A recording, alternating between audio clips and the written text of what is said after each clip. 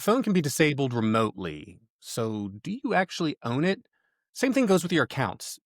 These companies can wipe your data at any time. And if AI decides you're allowed to post, who's really in charge?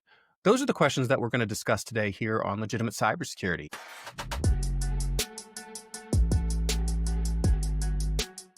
Thanks for joining us again. My name is Frank Downs, and I'm here with Dr. Dustin Brewer. And today we're going to talk about basically data and device ownership. Mhm. Dustin, it's been pretty interesting as of late, where I feel like more often than not, we don't actually own the things that even we consume at times. And I'm talking about things like songs, movies. This has been around for a bit with streaming services, but now it's getting a little bit more pervasive. I always knew that Apple was pretty locked down, for example, with their Mhm. phones and their operating systems. But The Verge has a great article out there that discusses that you don't really own your phone. You actually just license the software on it, Right. meaning that that's built into the license agreement. So you're paying all this money up front to have access to this thing that you don't even own. It gets a little bit weirder too that these computers, sorry, not these computers, these companies can actually erase your information at the drop of a hat, Mhm. basically at will in a lot of cases too. And that's not just Apple, that's Google, Tesla as well, I know. And the one that really gets under my skin is John Deere having severe DRM lockdown implementations, right? Controls for tractors. What do you think is driving this trend, and how do you think we actually got here? Yeah, I mean, it's easy. What's driving the trend is money grabs. It is, right? Yeah, there's money in it, money to be For made. for lack of a better term, it's the switch over to the subscription model. That I mean, it's I know it sounds really kind of reductive and simplistic, but that's what it is. Now, in some ways, it does make things more affordable and therefore more accessible to certain areas of the population. However, the company's going to if they're going to give an ounce, they're going to take a pound someplace else. And this is how they're doing it. And yeah, I mean, I think that's it. I think that's as far as I can really go with like where this is coming from and why we're kind of in this mess. Um, but you know, people keep looking for cheaper electronics, cheaper consumer electronics, cheaper manufactured electronics. So we have to keep going to places that can give us affordable electronics, but still something cool. And then the software side is mostly done in the United States, although not all. Some of it's done overseas. And then that's kind of how they're getting us, right? They're having us. So like, you know, I think the best example of this, and both you and I are intimately familiar with it, is the gaming industry. Um, My goodness, yeah. you used to go and buy a cartridge and used to put it in your Nintendo, and that was your game. And you could do whatever you want with it as long as you weren't copying it and distributing it. That's not the case anymore, right? Now you buy a game, you might own it, you might not. You might own the hardware it's playing on, you might not. You might have access to everything, you might not. You might have to pay extra once you get the app or the game.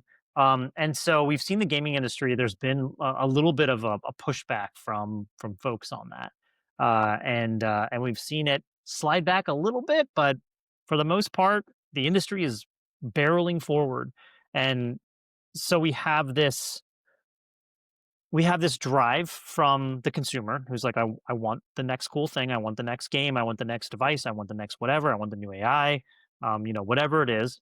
And then we have these organizations who are trying to make money and trying to increase revenue, increase profit. And then how do you do that? So it's creative marketing slash billing, I think might be the best way to put this. Kind of agree with you on certain aspects, but not in all aspects. And Okay. I'll tell you kind of Sure. the area that I think I agree about the convenience part and the savings. And the example I'll use is I'll use your gaming example.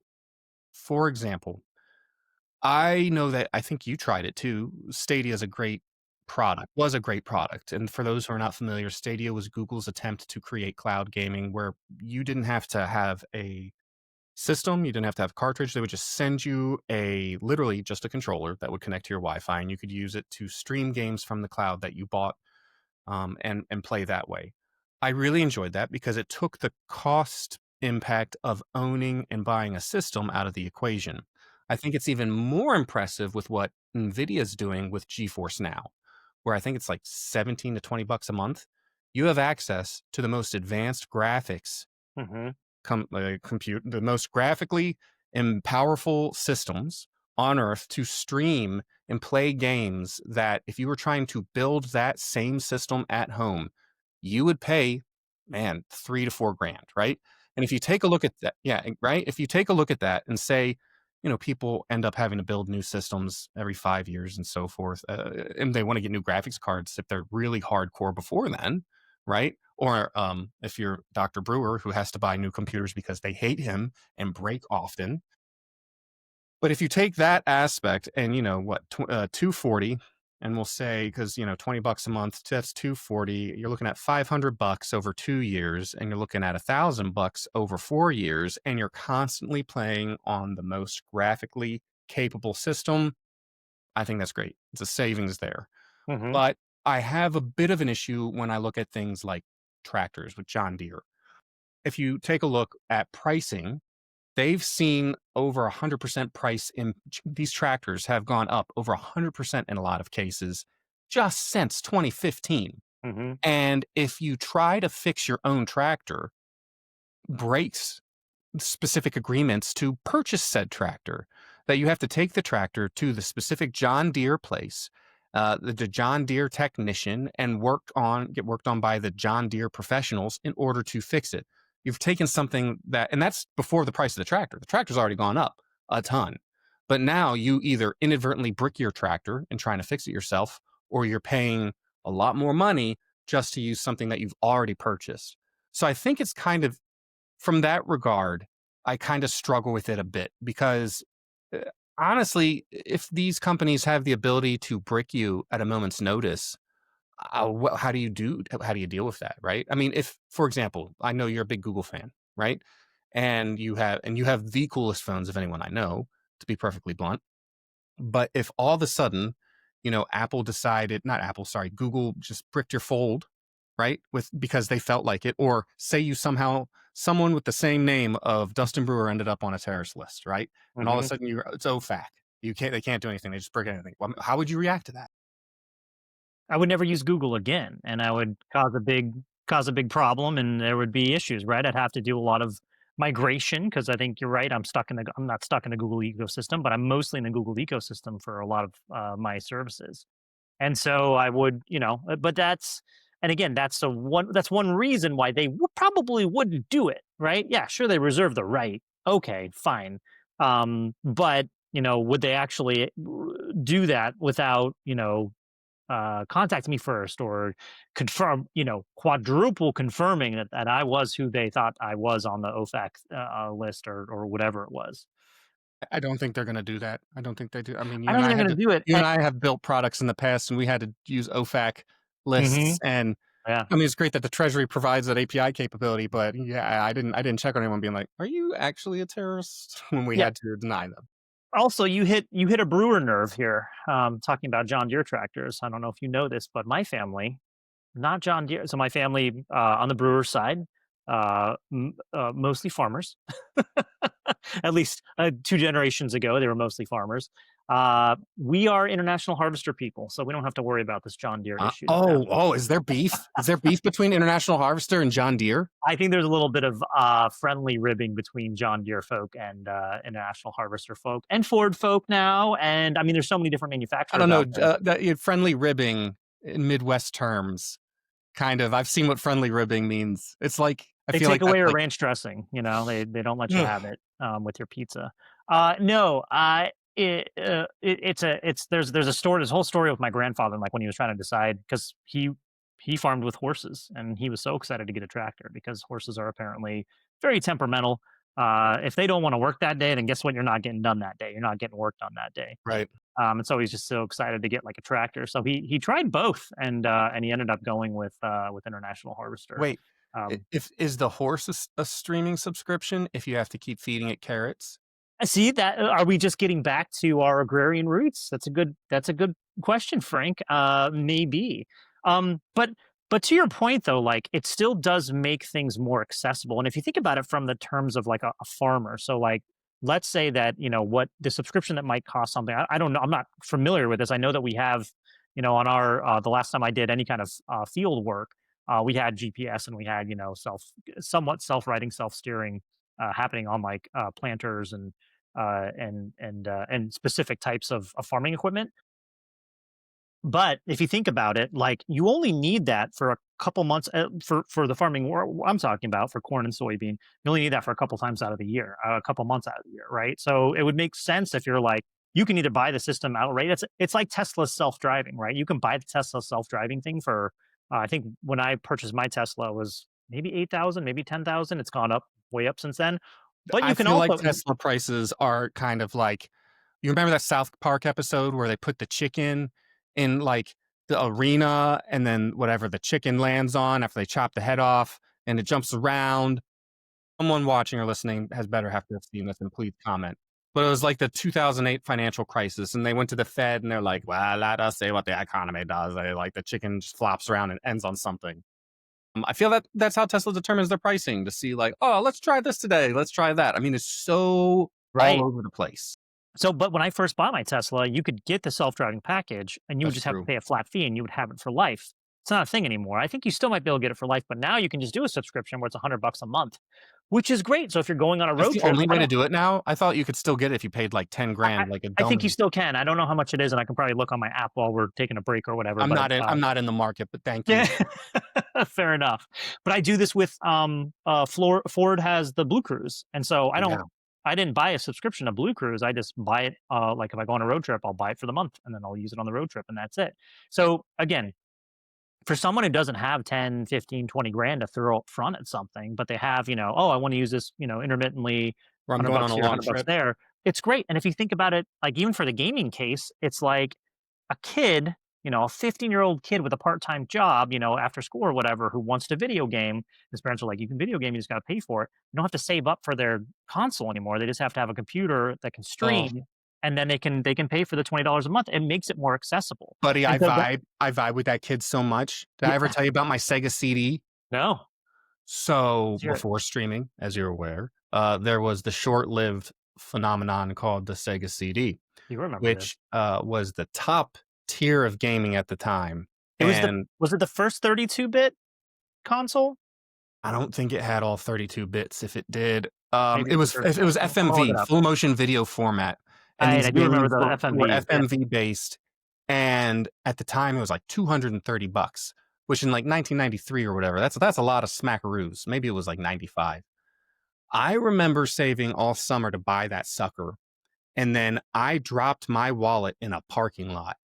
And then right when I had the right amount of money, and then I freaked out because I was like 10 at the time or whatever, and I went back and we found my wallet. Every single dollar in that wallet was gone. So if someone could tell me that I could have the same experience without, saving up all that money, that would be great. And how that story ends. I ended up saving up the money again and I bought it. The next month, Sega announced they were discontinuing it. So yeah. classic fun times. The Sega 32X was an add-on that you could Yeah, have, and that's that would right. make it 32 bits. So sorry, I was wrong. The Sega CD was 16 They bit, but also you're killed right. that pretty quick too. Yeah, Because I remember at one point you could have like the Sega 32X, the Sega CD. I had the Sega channel there for a hot minute, which was cool. But nice. Yeah. Yeah, but if you think of but then also think about the prices of games. Like the prices of games actually haven't gone up that much. I kind of remember paying 50, $60 for a game knock back on in like wood. 2000s, right? Still 50 or $60 now. If you have these services, you have access to a catalog. They might not be, what are they, AAA? Is that what they call the best one? Well, I mean, you've got with Microsoft, you have theirs, but everyone's in an uproar right now because they charge now $30 a month for theirs. It's Which still cheap. If you think about the games that you have access to, though, it's like you could buy an entire catalog and that could be thousands of dollars. Or you pay, $1,000 a year. And not only that, but you're going to get the next best upgrades. You don't have to buy a new console every couple of years. Like this is kind of the way that things are going. It's like this is like the perfect example of cloud computing, right? And it's funny because we see this with technology. There are two industries that usually drive technology, or that we've seen drive technology as far as the internet goes, right? One is gaming, and the other one is say it. pornography. And so those are the two things. Like when we talk about the what was Blu-ray? What was the The Blu-ray Blu-ray and HD DVD. HD DVD? There was Yeah, that the big thing, and that format like wars. one was what porn? Like there's like this whole there's this whole speech in the movie Tropic Thunder where this guy's talking about it, I and wouldn't know everybody's anything ignoring him about because that, he's nerding Dustin. out. But it's Not one true. bit. Like, and then if you think about streaming and video compression, guess where some of the best video compression algorithms have come from? You probably don't want to know this or hear this, but before there was Netflix streaming services, there were other Yeah. streaming services. Uh-huh. And some of those compression algorithms are one of the first ones that started off with video streaming and made it possible to say, like, hey, this is possible. We could do like normal movies. I don't say normal movies. We could do like, Hollywood movies with the, Expanded fare. there you go. There you go. And so we do see, it's funny because we see these little pockets of technology being used for certain things, and then we see it come into the mainstream because it's like, oh wait, they're using this for this, and here now they're doing this, and now we can start using this for non. I don't want to call it nefarious. It's not nefarious. It's 18 and under technologies that are, that are suitable for 18 Non-exotic, we'll say. Non-exotic. Thank you. Anyway, so now that we're done talking about porn and video games, back to your original question. Welcome to the cybersecurity podcast. Oh Lord. Well, it's interesting, right? Because I still think I like your examples there with the streaming and so forth, because there are some services where you can pay a flat fee every month, right? And you can access them, and that's great. But then there's other ones that really give you the impression that you have a level of ownership. And I'm talking about ones like Vudu, which is now Fandango at home. Talk about like the worst rebranding, by the way. Yeah. We have VUDU. A lot of people know it. We've used it for the last like 10 to 15 years. What should we change to? Well, let's use that weird Fandango one and just make it Fandango at home. I'm sure some product manager somewhere thought they were a genius, and I hate it. Anyway. They really wanted Fandango to be a household name. I think that's really what it came down to. But I will say that when I do have some stuff on Vudu, and when they switch, I didn't know, and it had been like a year, and when I went to go look for Vudu, and I couldn't find it. But if you go to voodoo.com, it automatically redirects you. Yeah. What's that? If you go to voodoo.com, it automatically redirects you now. I think I just went to the App Store to look for the Vudu app, and it wasn't there. Sorry, man. But on that point, right? During that transition and since Vudu's been out for a long time, every time you'd buy it, and the thing I really liked there for a while is you could get your Blu-rays and you could scan the SKUs. When Walmart owned them, you could even take a bag of Blu-rays in and be like, I own these, put them on my account, and they would. But now they're disappearing, right? And this kind of frustrates me on two levels. I was willing to sacrifice, a bit of the streaming quality and the video and audio experience for not having to have just a wall of Blu-rays and DVDs like I'm still in college, right? To be like, remember back in college when you're like, and yes, and these are all the DVDs I own. Yes, I'm clearly on my way up, right? Maybe that was just me.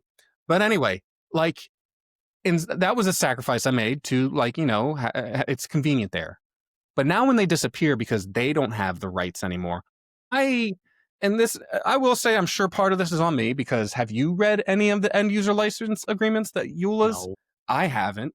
That's actually one of the benefits I really like about AI now. Whenever I get a EULA, I'll try to throw it in there and be like, hey, what are the gotchas? But here's the thing. At the end of the day, if you don't agree to the EULA, they'll just say, okay, then don't use the service. Right. Even if you're willing to pay for it, which is an issue, right? And so this is where things start getting hinky. And we're already seeing it with streaming services, right? Where we don't own any of the content that we're watching or downloading. That's fine. We only want to watch, there are very few shows that we want to rewatch. The Office is one of them, and then I don't know, there's probably some other ones. Parks and Rec. They're all NBC shows. I like Parks and Rec a lot, and The Office. Yeah. And so you have you have these agreements, and then you're like, okay, well, I'm going to go ahead and get this service. You get the service, it's ad free. All of a sudden, it's an upcharge for ad free. And all of a sudden, even if you do the upcharge for ad free on Peacock, by the way, I'm going to call them out because this is horse shit. All of a sudden, with certain things, it doesn't matter if you have ad free or not. Are you for real? They're still going to play on certain titles. They're still going to play ads. I hadn't noticed because I use Peacock twice a year. So it's, exactly. So, but this is the thing, is it's now, and I think everybody knows this. I don't think I'm coming up with anything new here. But now millennials were kind of the generation that were like, all right, we're done with cable. Like we just don't want to pay $130 for 99 channels that we're not going to watch, and then the three channels that we do watch. Right. Not only that, but now we have these things on demand. Great. And so now we're at the point of paying the same price that we would have been paying for cable service, with our streaming services. And it's getting a little like it's now they got us right back to where it was before. And it's not That only was that, their but it's the plan all networks that along, are running buddy. it. Yeah. What's that? That was their plan all along, buddy.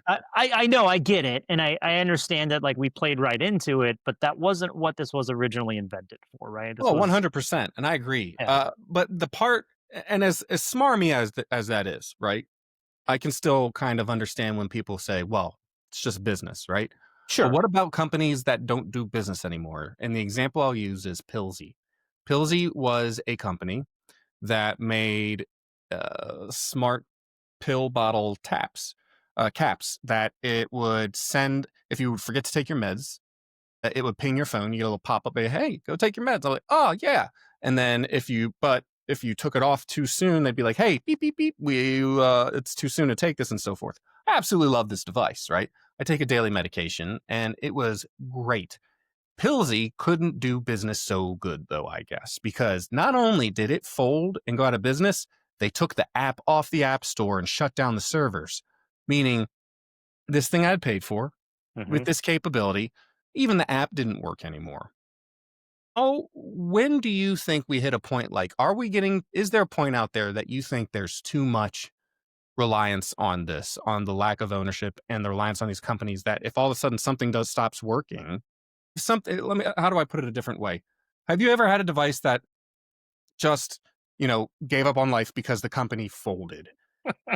And what do you think that says about us that we have so many of these now? And is this what do we do in this situation? Is the benefits that we're getting outweighed by these types of problems? This is a really deep humanity systemic based question. Yeah, And I think about them for like 30 seconds sometimes before I say. Sometimes I think about the questions before I ask. Not all the time, and usually not, but so look, we are willing to sacrifice, and we voted with our pocketbooks. We are willing to sacrifice sustainability, even environmental impacts, for the sake of saving money. Um, and to be fair, things are getting more expensive, right? And that's like I was talking to my wife about this week, and I was like, I don't want to sound like the old man, but I'm becoming an old man, right? I am an old man. All right, I'm getting there. I get it. I'm halfway there, if not, most speak of the for way there. yourself, Dustin. Yeah, well, I am speaking for myself. um, Things are exponentially more expensive than they were even 5 years ago. You already talked back in Yeah. 2015, how the farmers, the John Deere tractors are now like twice as expensive as they were. That's quite a jump. It's quite a jump in inflation. For like inflation to be more than 3% a year is quite a jump in inflation, right? We're talking about 100% over the course of what 10 years. Like that's should not be where it's at, right? It should be at 30%, if that. And so we're willing to sacrifice, yes, certain things that we weren't willing to sacrifice before. The really weird part, though, is that this is we're going through this phase of what I've heard called hypernormalization, just normalization of concepts to the younger generation. So younger generation, like yeah, they're not even going to have a sense of like What it ownership of was. a specific thing, right? And you've talked about this with cars, Frank, how like cars are eventually going to be a subscription, and Yeah. and I I was like, hate it. as long as it drives you for it, I don't care. Like that's something I am willing to give up. But I do have people in my life who are like, they have, a Tesla or they have a Ford and they have BlueCruise and they're like, I don't like it when cars drive for me. I do not like No, I like it when it drives for me, but like if we have complete loss of ownership of our vehicles, that's the part where I think that might just be the problem because I am not confident in a Lyft or Uber driver showing up on time. How am I going to be confident right on my autonomous on your AI subscription car. rented vehicle showing up at the right time? God forbid, like I have a heart attack or something. And, since, ambulances cost like a couple grand just to come and tell you you're dead.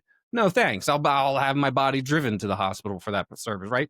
If I can get a car, right? So that's where I think that's an example of a line being crossed. But that's definitely where I think some companies want to go.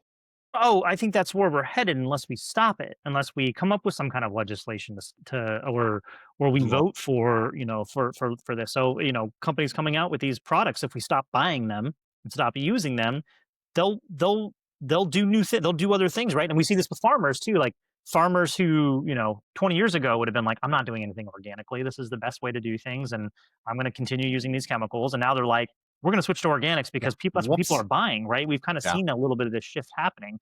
Not so much anymore because again, now everything's just more expensive, and it's like, okay, if we need to save a couple bucks on eggs that are not cage-free chickens, then fine. Yeah, every time I go to Um, Whole Foods, it's like twice the price and half the food. It yes, sucks. right. But here's the thing though is now we're almost in this. I don't want to say too big to fail, but something along those lines where we're kind of in this. The next generation coming up is already used to this, so like they're like, oh nope, this is just life now. I will not own a Oof. but if you think about it too, like base vehicles are like 30 grand now, 40 grand for like a Yeah, the average basic vehicle like costs over $40,000, and there's only one vehicle that you can buy new for under $20,000, and that's specifically built by Mitsubishi. It's the Mitsubishi Mirage, and if you think it looks like a safe vehicle to ride or drive in, go for it, is my suggestion. That said, and I love Mitsubishi. Hey, I had a Rally R. I still got an Outlander. It's great.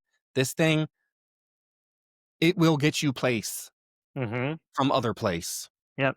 But you gotta be careful because it's like it's got like the engine of a go-kart and the dreams of an F-150, it feels like. So I agree with you on in that regard. But I feel like and I agree with this vote with your wallet thing, but does that mean I have to buy crappy cars in order to make a point that I want to have ownership? Like, No. don't get me wrong, I think there's some companies out there that are really making a good stand on this. I'm excited to see what happens with the Slate truck. I don't know if you've seen that, where yeah, it's like a twenty to $25,000 truck that has like it has engine, it has all the legally required components of a truck, and that's it. You have the option to buy more things, which you can, but you don't have to. The windows are still, roll are manual. I don't even know the last time I saw a manual like new window on a new car, stuff like that. Yeah. So outside of a Jeep, which now Jeeps are costing like 80 grand. Wranglers, Exactly. stupid. It's getting to a point now, and think about it. Like I know as millennials, like you and I are like, well, we went through, two once in a lifetime, 2 to 3 once in a lifetime financial events, with Yeah, I'm all 2008 right if we and don't if with we don't COVID, have right? more. It's okay if But we don't have those anymore. think about the next generation coming up. Yeah. We're not only talking about financial events that are happening because financial events are still happening, right? Once in a lifetime financial events are still happening Just with like those once in inflation. a lifetime hurricanes that happen every other year. That's right.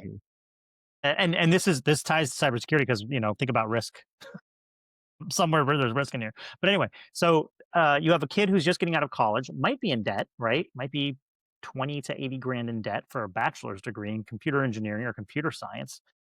They might get a job, and if they do, it might pay 50 to 80 grand a year. Also, they're really hard to find because of AI right now. Yeah, Uh, AI has really done a number on a lot of the coders. I don't know how and they're gonna so like dig out of that hole. then they need a car, but what kind of car are they going to buy? Because they can't afford a new car. If you want a house in the United States, at least forget it. Because right now, interest rates are ridiculously high and the prices are still high on houses. Things giving right now. And so I promise this all ties back because when we talk about what people are willing to accept, if you make them, again, once you normalize something, if you make it so that it's like, well, this is normal. We're going to give you guys some relief. Here's some relief. You can rent a car for $40 a day. Then it's like, okay, I only need the car 5 days out of the week, so that's going to be cheaper than buying a car or leasing a car. So when we talk about technology, and now you don't even own the technology, that's going to make sense to a lot of people.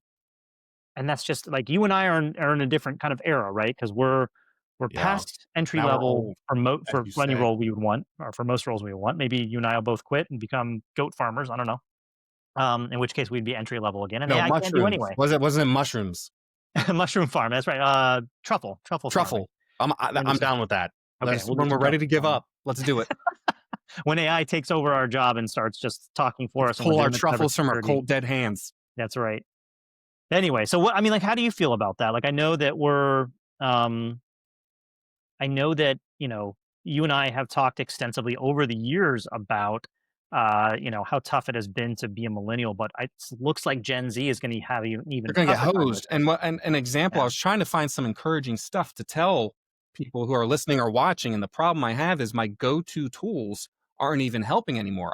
For anyone who's watching or listening, go to cyberseek.org. Actually, maybe not anymore, because what it used to offer, and it still has this heat map here, that if you want to get into cybersecurity, the roles that lead, the starting roles that go to like cybersecurity specialist, that then can lead to cybersecurity analyst and cybersecurity manager, and they'll tell you how many job openings there are, the required like education and stuff like that. And they used to also give you an average of salary, and they have taken that away, and I'm pretty sure that's on purpose.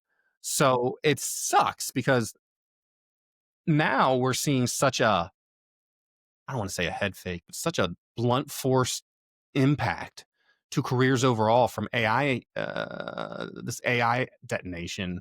That yes, I think we're coming to grips sooner or later with it on how to coexist. But now you can't even find a place where you can feel safe to maybe find a job, right? I I don't know what's happening in that regard. I think you're right. I think Gen Z and God knows what Gen Alpha, our kids, are going to walk into. Hopefully, there's been some normalization at that point. But yeah, it's almost similar to 2008, which you and I barely avoided as well, where 2008 hit, and all of a sudden you have, man, we have gotten so far off track from data ownership, and I apologize. But you had all these people who graduated in 2008 that just come into a hellscape of a job market, and that's what's forming right now too. And now, and I'm going to connect these dots. Not only do you not have opportunities available to you, you are getting to a point where the tools you use in order to get those opportunities you don't even own. Great tool that I do like is called Novo Resume. And here's a suggestion for anyone who wants to hold on to their data ownership. Use European tools when Mm, you can. Novo Resume is a great example of this. I use it to build my resumes when I'm applying for jobs. And it helps you make a great resume, look great, stand out, all that. And because of GDPR, you can go and delete all your information. They have to delete it no matter what, yep. anytime, right? Yep. So in that regard, if you want to still have ownership over the data, that instead of just renting and so forth, try to use European tools as much as possible, because you are walking into something that is really, really gnarly. And I don't even really know what kind of advice to give. I get all of these questions from students all the time, like, okay, how do I get into, and I will say this, if you can land a sock job at the start of your career, that's a great place to start still, right? Yes. And 100%. you won't own those tools, right? But it's still a great way to start. But going into this, it's going to get gnarlier and gnarlier. And if you have coding skills, oh man, any recent graduates for coding and specifically, I feel for you, because that was a bill of goods that no one saw going away like this. Yep. And so I think it's weird. And then to add AI into it, to AI is then both making these jobs easier, but then they're also taking certain things on, which is now then the question I want to ask when we're talking about not owning your identity in this kind of realm of data usage. We now have these roaming AI bots that can auto moderate. You see them on Reddit that'll delete your posts. You have AI capabilities that are on Facebook that they're relying more on AI and so forth. And Google even has specific statements in some of their EULAs that they will use AI to just delete your account if they want to. Very interesting stuff in that regard. If, regardless of if it was on purpose or not, do you think companies should just unleash these AI bots to suddenly just delete you? Do you think that's something that should we have this level of AI moderation? And do you think there should be a line at some point wherein we should rein it in? I think that I did actually see a recent study where somebody used I think, to do like insurance claims adjustment or insurance claims, and then show the discrepancy between a human doing it and then the AI doing it. And what the AI was able to do was able to be much more objective um, about it, right? They were able to kind of just take past data and be like, okay, here's what's going on in this situation, and here's how we're going to do this, and here's the price, right? Whereas a human being would be a very subjective, could be a very subjective person to sit there and grade, right? Um, we've seen this in the recent political climate in around the world. It's not just in the United States anymore; it's around the world, where someone might get banned for saying something that somebody didn't, that the moderator didn't politically agree with, but was still free speech or still considered, okay from the terms of service of whatever the social media site was. And so for that, I think AI would do a better job, right? That being said, we've seen AI not do a better job.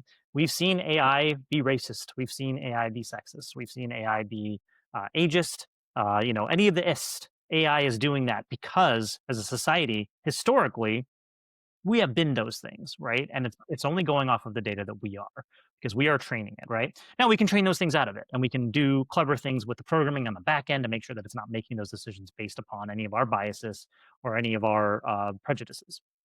Um, so there's part of these jobs that it's like, yeah, give these jobs to these AI things because why not? If it's especially we're talking about Reddit here or something that I hate. I'm the moderator of two subreddits. I hate it. I don't like to do yeah, it. you hate it. People don't like doing it. People don't like policing other people for the most part. It's like being on the HOA board. Something else I hate. Like the worst jobs you can't get paid for are these right. things, and I was wrong to Yeah. do that. So that's what you should do. Your next HOA is meeting is, hey, we should all be replaced by AI. Buddy, I am shoving every HOA question into AI at this point. I want to do as little as possible. And I'm sure, yeah, I don't even know if anyone from that HOA listens, maybe someone. But all right, one last question I want to ask you as we're coming up on time here. Do you, in this regard, whether it is, let's say, your local NAS or something like that, do you still own anything? Is there anything that you would say no to putting in the cloud? Is there what do you own at home that is digital, Dustin? Lots of things. I'm waiting. I don't know if I'm comfortable going on public to say what all the electronics that I own, but I have. You mean like laptops and hacking equipment and stuff like that? Like my Hack RF, do I own that? My Raspberry Pis, do I own Well, right those? now you don't, because I got one of your devices right You here do on have my one of my desk. devices in your house. I know ownership is or I'm sorry, possession is 9/10 of the law, 9/10 of the right? law, right? So yeah, no, I think I do. I think where I would draw the line, and I use it profusely though, is where I store my photos of my family, right? So taking pictures and But having that out. you still store your photos locally. No, I don't. That's my point Okay. though, is there might be a time coming up very soon where I'm like ready to pull those down and be like, okay, never mind, I'm not storing these on the cloud I anymore. kind They of will now feel be you stored. there. I What's feel that? you there. I kind of agree with you there Yeah. because I don't know how I feel about that, but at the same time, I'd have to build such a silly ass picture frame so I can still stream them around my house. And that's my favorite part about putting them in the cloud is that I've got these Google hubs. Well, and this is the thing though, like you and I, we have been in technology for a long time. We have created hardware and software. And from that, we know how to do those things, right? And look, the cloud isn't, it's complicated in that it's convoluted Yeah. and vast, right? There's just so much of it. But at the basic, and this is something we talk about with cybersecurity all the time, we're still talking about the same old stuff that we used back in the 70s and 80s and 90s and early 2000s and now, We're 2010s and now we're 2020. struggling with the same things Pac-Man did. So the only thing that's changed here is really administrative slash policy stuff. So when we talk about, who owns what, it's like, okay, fine, you guys can own this. For you and I, we'll just go build an NAS and we'll be okay.